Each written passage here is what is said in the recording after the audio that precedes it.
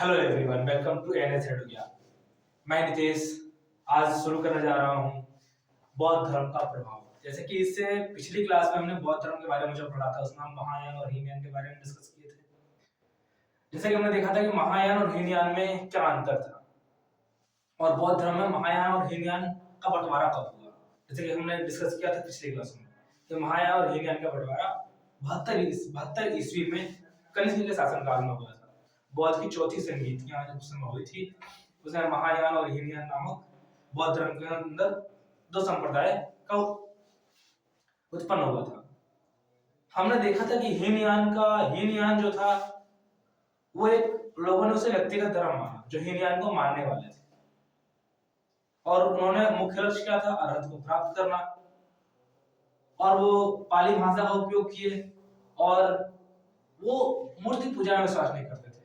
अगर हम बात करते हैं महायान का, जो हमने पिछली क्लास में पढ़ा था, वीडियो में डिस्क्रिप्शन लिंक्स मैंने डाल दिया है, आप वहां पर जाकर पिछली वीडियो को देख सकते हैं जहां पर मैंने हीन और महायान का अंतर बताया है। तो महायान में क्या था, तो महायान में हमने देखा था कि वो सामूहिक मुक्ति में विश्वास रखते थे और उसके बाद महायान को मानने वाले जो लोग थे वो संस्कृत भाषा का उपयोग करते थे और वो मूर्ति पूजा में विश्वास करते थे और भगवान बुद्ध की पूजा मूर्ति के रूप में करते थे। तो ये सब चीज हमने पिछली क्लास में देखा था। आप डिस्क्रिप्शन बॉक्स में दिए गए लिंक से जाकर उस वीडियो को देख सकते हैं और डिटेल में वहां पर मैंने हीनयान और महायान के बारे में बता रखा है।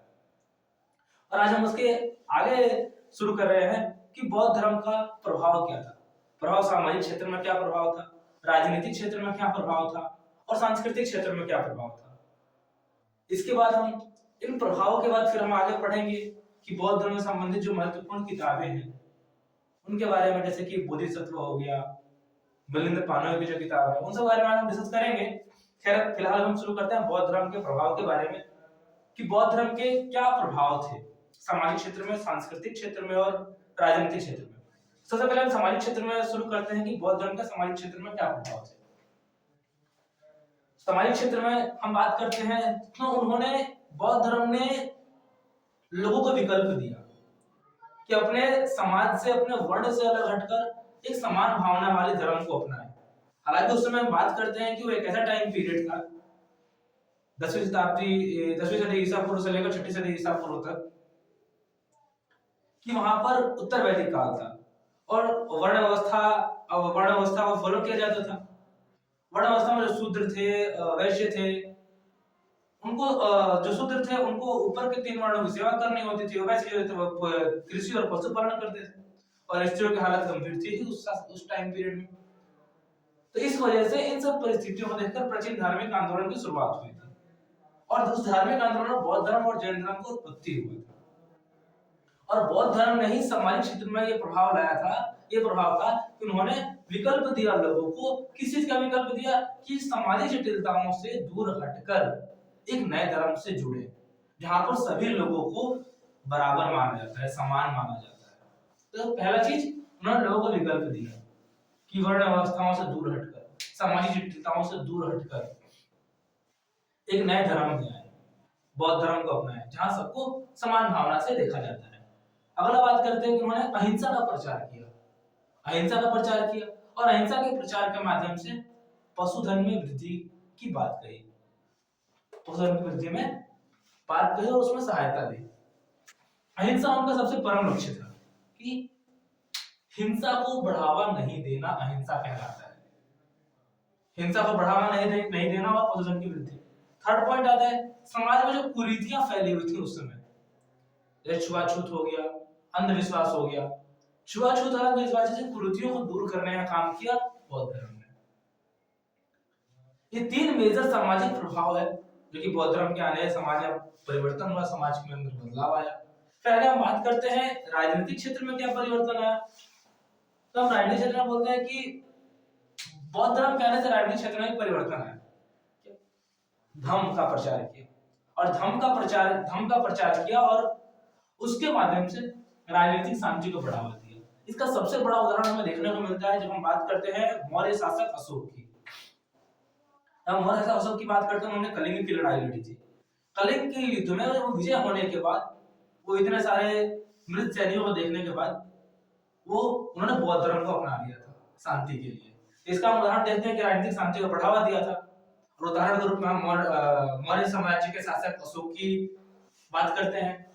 तीसरा आता है सांस्कृतिक क्षेत्र में, कि सांस्कृतिक क्षेत्र में बौद्ध धर्म का क्या योगदान था।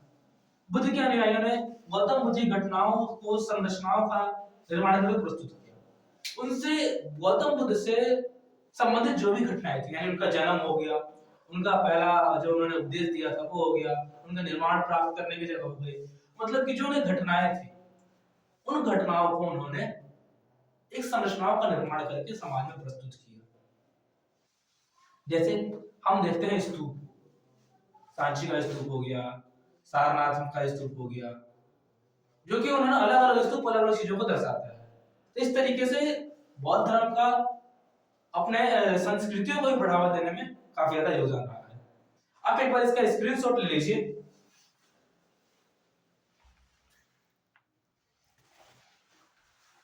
ओके, तो आगे हम देखते हैं बौद्ध धर्म से संबंधित प्रमुख किताबें। बौद्ध धर्म से संबंधित प्रमुख किताबें कौन कौन सी है, कौन सी भाषा में लिखी गई है और उसके लेखक कौन थे, यानी उनको लिखने वाला कौन था। तो सबसे पहले हम देखते हैं मिलिंद पानो जो किताब है। मिलिंद पानो जो किताब है उसके जो लेखक है वो नागसेन के द्वारा लिखा गया था। और ये किताब किस भाषा में लिखी गई थी, तो पाली भाषा में लिखी गई थी। और इस किताब में क्या लिखा गया था उसके बारे में जब बात करते हैं तो इस किताब के अंदर यूनानी शासक जो मिनेंडर था, यूनानी शासक मिनेंडर और नागसेन के बीच जो वार्तालाप हुई थी, उन वार्तालाप को नागसेन ने इस मिलिंद पानो किताब में लिखा है। इसके बाद हम बात करते हैं बुद्ध चरित्र की। बुद्ध चरित्र को लिखने वाले लेखक कौन है, इसके राइटर अश्वघोष है। अश्वघोष ने इस किताब को संस्कृत भाषा में लिखा था। यह किताब पहली बार संस्कृत भाषा में लिखी गई थी और इसमें बुद्ध के जीवन और शिक्षाओं से संबंधित जो वाक्य है उसका वर्णन किया गया है। तीसरी किताब आती है जातक कथाएं। जातक कथाएं भी पाली भाषा में लिखी गई है और जातक कथाएं जो किताब है वो बुद्ध के पूर्व जन्म की बातों को बताती है। इसमें बुद्ध के पूर्व जन्म की बातें जो उसमें उसको शामिल किया गया है। उसके बाद जो किताब आती है वज्रयान। हम बात करते हैं वज्रयान की। वज्रयान जो किताब है उसमें बौद्ध धर्म को, ये एक तरह से बौद्ध धर्म का तांत्रिक स्वरूप है, यानी कि इसमें बौद्ध धर्म का तांत्रिक संबंधित बातों को इसमें शामिल किया गया है। एक बार आप इसका स्क्रीनशॉट ले लीजिए।